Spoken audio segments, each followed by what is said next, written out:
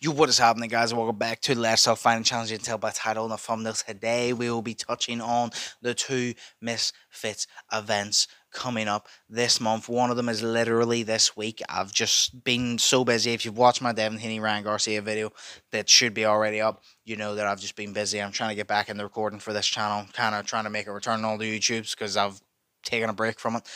But we're going to touch on them. Two cards this month. May 11th, this one coming up, and May 25th. Two decent looking cards, and I think they're really going to try and make up for the last card. Obviously, we all know what happened with the pullouts and all. I actually originally made a video on it, but then never got it edited, and it kind of just became too late to upload it. But we all know with the pullouts and then the fucking bomb scare and shit, that card was an absolute shit show, and I think they're trying to make up for it. But we're going to go over the cards. We're going to see what's coming. We're going to see what we're going to get this Saturday. We're going to see what we're going to get on May 25th, and we're going to see if it's worth it. We got a few people returning, and I am excited for these cards. Now, let's go up.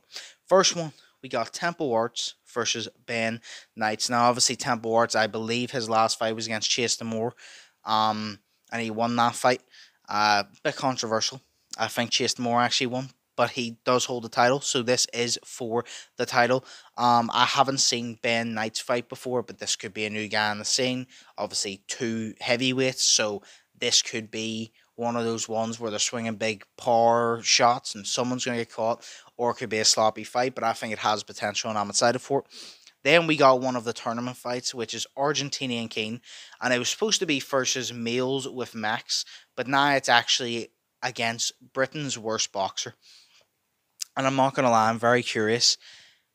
When it says against Britain's worst boxer, is his name Britain's worst boxer? Like, by choice, as a troll? Or is he actually Britain's worst boxer? Like, is he considered like one of the worst boxers in Britain, or is that just genuinely like a name he picked out of a hat? I want to know. But either way, I'm excited for this. I can't wait to see Argentinian King box. See this tournament, how it progresses. See who faces who in the second round, because we didn't really get to experience much of that. We obviously saw the Joey Knight fucking fight where he beat Baby Hulk. He's put a statement on that. We never got to see the end to the Lil Cray Cray fight or anything like that, but we're going to see that on the next card. So this tournament's going to spice things up a little bit. Moving up the card, we got King Kenny versus Adam Burks. Now, Adam Burks, obviously, I believe, coming off the knockout win. King Kenny, we have not seen in the ring in quite some time. Last time I think we saw King Kenny in the ring was the Prime card, and that was against Anthony Taylor, and he lost, obviously, because of the clinching. He hasn't been on cards recently, so I'm excited to see King Kenny back. It's always a coin toss what King Kenny we're going to get. Are we going to get a passive King Kenny, or are we going to get a dominant King Kenny like we did in the Kingpin tournament? That is the question, but I'm glad to see King Kenny back. Adam Brooks, I think that's a good matchup. I think King Kenny's obviously going to be a decent boxer in this. I think Adam Brooks is going to bring the power, the knockout power, and I think it's going to be an interesting fight, and I can't wait for that one.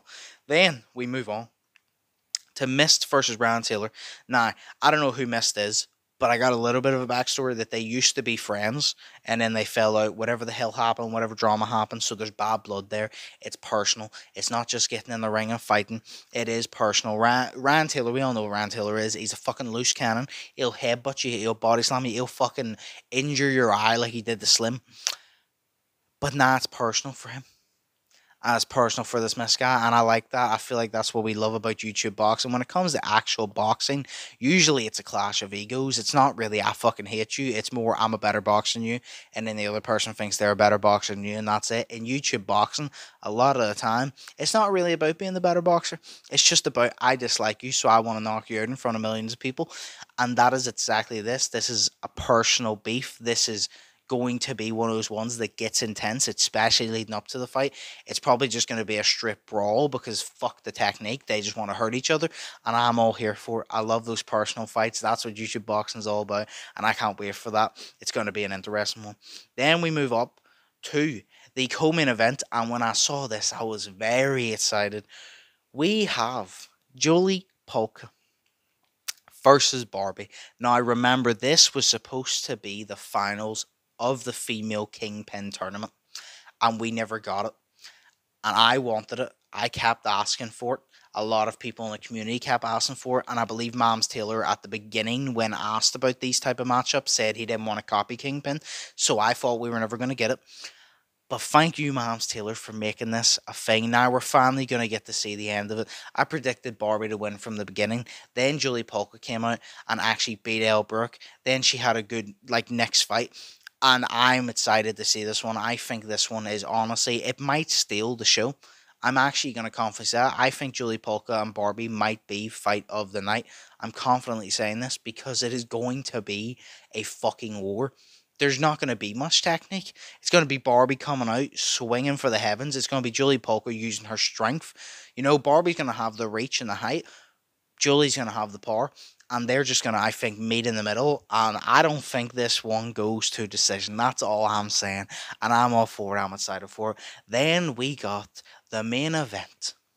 Salt Poppy returns. Salt Daddy, Salt Poppy returns against, I don't even know how to say it, Ferrari. That's what we're going to call him, against Ferrari. Now, I haven't seen Ferrari fight before, but Salt Poppy finally returns, and I'm excited to see what Salt Poppy has in store. I want Salt Poppy to come out. I want him to get a clean knockout. I want him to show some boxing skill. I want Salt Poppy to come back and just annihilate and show that he's still one of the best. He may have lost to Slim in his last outing, but he's still one of the fucking best, and I want him to prove that shit. But that is the card for May 11th in London. It's a good looking card. It's not a pay-per-view as well, so it's free, which is even better. Then we move on to the next event, which actually, this one's funny. This got leaked by the Zone, and Mams Taylor was not happy, going off a particular word he used to describe it. He wasn't happy. They leaked the main event, which was really funny. But this is the May 25th one there. We got the kickoffs, which is Alicia Megan versus Fangs. Fangs is obviously back. She lost her last fight. I haven't seen Megan fight before. I don't even know why I'm saying it that way. Megan fight before. This should be a good one. Yeah, no, it's probably just going to be an absolute brawl where they just meet in the middle. There's no technique and they just fight it out. And I'm excited for that. I assume that's on the prelims. Then we got Alina Vampire versus Loza. Alina Vampire has a lot of potential, in the top 10 pound for pound list in females. So I think this is going to be a good fight. That's two good fights to start the night. That's probably just going to be straight brawls, and I'm all for it. Then we got OJ Rose versus Brendan Kelly. Now, I heard a little bit of a rumor that OJ Rose was actually originally supposed to fight Salt Poppy. I assume on this main event coming up. But the Zone said that after the previous event with Most Wanted pulling out, they didn't want to risk small creators being on. Well, I don't really think OJ Rose is a small creator. He does have like a couple 100K, I think, which is obviously small compared to other creators like KSI and shit, but I still think it's like big enough, and I think OJ Rose has earned the right to show that we all like OJ Rose, not because he has a mad following, but because he's actually a good boxer and he's entertaining the shit. So I would have liked to see that, but maybe down the road we will get that. But it is OJ Rose versus Brian Kelly. Don't know who Brian Kelly is, but I'm excited to see OJ Rose back.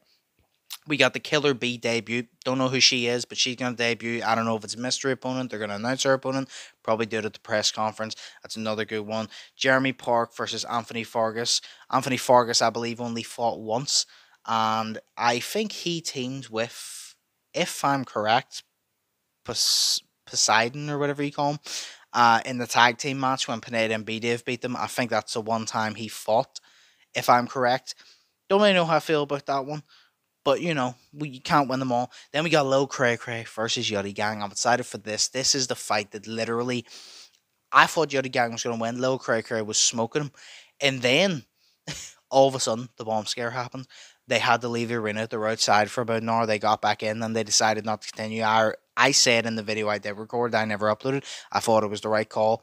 You fight for 3 rounds, you go out, the adrenaline dump hits your legs, you're going to get back in.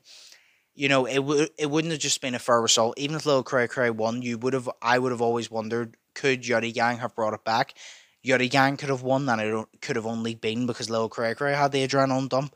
You know what I mean? So I think it was best to postpone it and host it again, and that's like where we're getting, and that is going to be, like, might be fight of the night. I think Yuddy Gang understands what to expect now, so he's going to come out on his A game. He's not going to underestimate or anything. I think he's going to come out better. I think Lil Kirk is going to come out even better too, and I can't fucking wait for that one. That one is going to be sick.